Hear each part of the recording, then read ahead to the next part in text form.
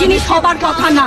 উনি যদি সত্যি বুঝতেন মুগ্ধের মা অন্য যতগুলা শিশু থেকে শুরু করে শিক্ষার্থী থেকে শুরু করে মরে গেলেই বেদনা বুঝবে। আমার 6টা সন্তান যে ওখানে টিভির ভেতরে অনশনে আছে তাদের তাকে বুঝবে।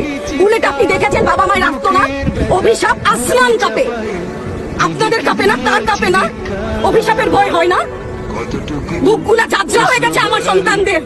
আবার বুলেট বলবেন, কি বলবেন? এগুলো অস্ত্রের মুখে দাঁড়িয়ে আছে, আমাদের পয়সায় কেনা বুলেটে আমাদের সন্তানদের আপনারা বুলেট ছুটছেন। আর কত আর কত?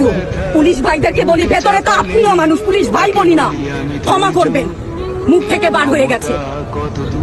তাদের ঘরেও সন্তান আছে, তাদের খোলসের ভিতরেও মানুষ। যারা এখনো ঘরে আছেন তারাও জানেন আর কতদিন ভয় পাবেন। ভয়েই থাকেন, একটা মারবেন 10টা আসবো, 10টা মারবেন লক্ষ আসবো।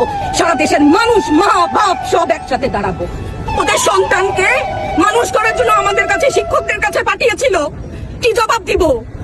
আমার তো কোনো মুখ নাই, আমি শিক্ষক, আমার ভাষা নাই। তাদের কাছে হাত জোড় করে মাপ চাই, নিরাপত্তা দিতে পারি নাই, নিরাপত্তা দিতে পারি নাই। মনে হয় রাস্তায় শহীদ হয়ে গেলে যদি এই লজ্জা আমার কিছুটা কাটে, ওদেরকে বলবার আমার কিছু নাই। আমি হিজাব করি বলেন আমি হচ্ছে গে জঙ্গি, আরো বলেন না যারাই প্রতিবাদ করছে জঙ্গি। হ্যাঁ, 71-এর সময় জঙ্গি এক যদি চেহারা অমন হয়, 24-এর জঙ্গি চেহারা এরকম হবে। তাহলে দল করলেই কেন? দল করার এটা স্বীকৃতি দিতে হবে, দল করলে ক্ষতি কি? অধিকারই তো চাচ্ছি, সাধারণ মানুষের অধিকার চাচ্ছি, ক্ষতি কি? কেন বারবার আমাদেরকে এই কথাটা শুনতে হয়? এই বিভাজনের সুযোগ তো তারা বারবার নিয়েছে, আবার কেন? পিছু হটবা না, ভয় পাবা না। তোমাদের শিক্ষক আমরা লজ্জা পাই, তোমাদের থেকে শিখেছি।